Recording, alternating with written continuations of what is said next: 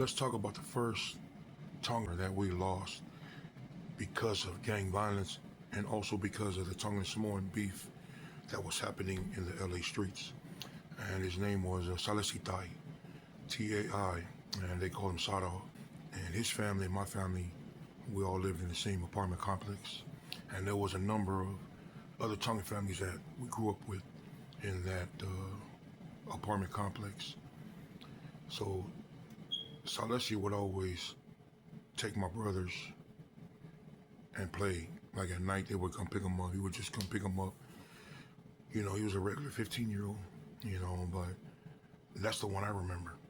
The one that always come ask my mom if my brother Monet and Simi could roll out. And I'd always want to go with them, but, you know, every night I would cry just because I wanted to roll with the big homies. But Salesi would always be like, man, you know, maybe tomorrow, you know, maybe tomorrow. And I just remember one morning we woke up and he had gotten killed the night before.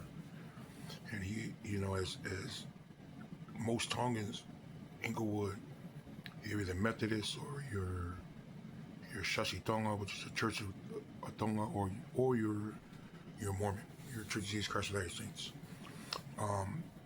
And the church always ran Mormon nights, like either baseball games. They still do that now. But in the 80s, they used to run Mormon night at Disneyland. And it was at the one particular Mormon night, 1987, March, that the Tongan Samoans got in a fight, and he actually got unalive with a piece that he brought. And I think it was his brother's. I mean, he was 15 when he got, and they were fighting with grown men. The Samoan dude came, took the gun out, and then unalived him right there on the ground in the parking lot. That was our first experience as a Tongan community with gang violence and like death. And I know a lot of the older kids looked at him like Sado, but I just remember him as the one of the neighborhood kids that I always wanted to go play with, but my mom never let me, but she would always let my brother and my older brother go and play with them. And that was the last time that we had Mormon night at Disneyland, when he was unalive on that night. I don't know what led up to it. I don't know why they got into it.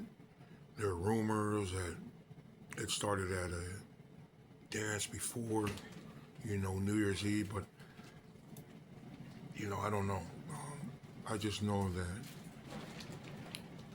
during the melee, during the fight, he was unalive, and it was just our first of many that would lose their life to senseless gang violence.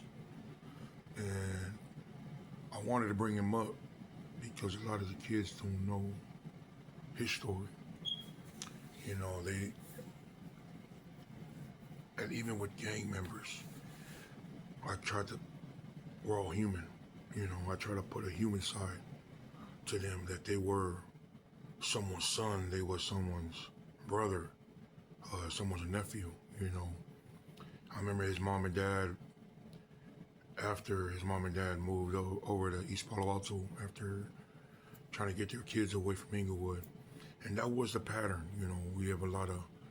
There are a lot of families that moved outside of Inglewood, kind of Salt Lake to the Bay Area, to get away from the senseless gang violence. Because when we came from Inglewood, or we came from Tonga to Inglewood, we just, you know, our peoples was trying to find work and build a future.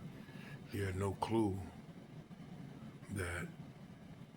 about gang life and the deadly consequences that some of our people suffered from.